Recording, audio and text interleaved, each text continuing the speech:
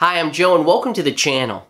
Well, this is it, folks. This is the final video in this series that we've been doing on triads. And I'm not sure why I keep saying we're doing, because I'm the only one in this operation. Anyway, the first video was on major triads, the second one was on minor triads, and the third one was on diminished triads. In this video, we're going to take a look at augmented triads in the root position, the first inversion, and the second inversion. Now, if you're not familiar with what all that means, don't worry, that's exactly what this video is for. And if you haven't seen those other first videos that I mentioned, I'll go ahead and put a link in the description as well as fly out some of those cards for you. Let's go ahead and grab a guitar and we'll get started on augmented triads. So as we've been learning in the first three videos, there's a formula that we use to build these different types of triads. For the major triad, it was the root, the third, major third, and then the fifth.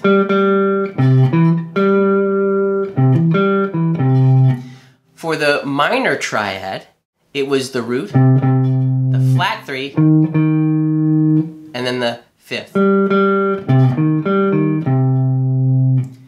For the diminished, it was the root, the flat three again, and then the flat five.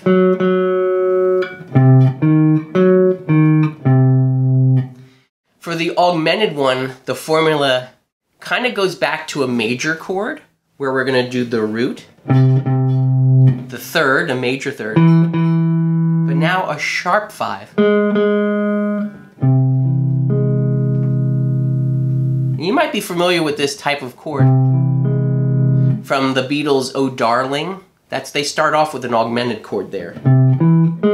So again, we have the root, the major third. So think about first starting off with a major triad, but then augmenting the fifth and raising it to the flat, to the sharp five. Same thing up here then. Right? We have C, E, and G sharp. And as I mentioned in the major video, in the major triad video, just try to see these maybe as two shapes at first, on the first three strings, and then the next string. And then you can put them together. Well, how do we find now the first inversion of these augmented triads?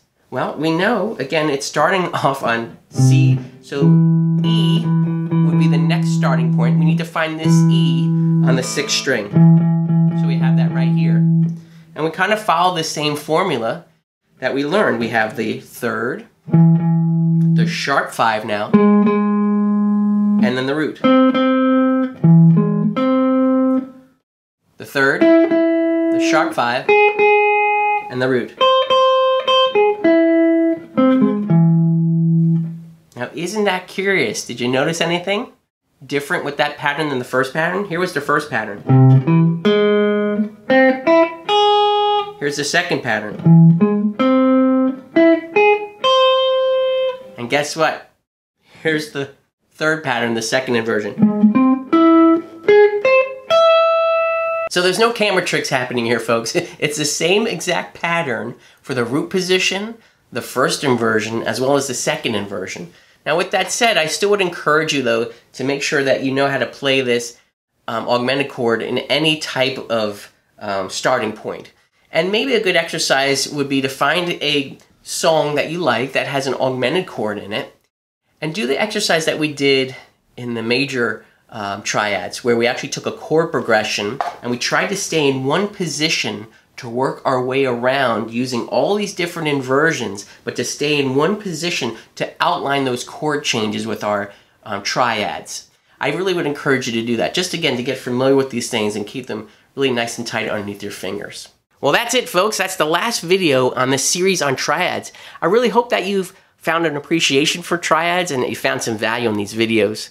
And if you did, will you do me a favor and consider helping me grow the channel by subscribing down below and hitting the like button. Of course, knock on the bell and you'll be notified when my next video comes out. All these things help me out and I'm so grateful for your support. As always, I wish you a wonderful day.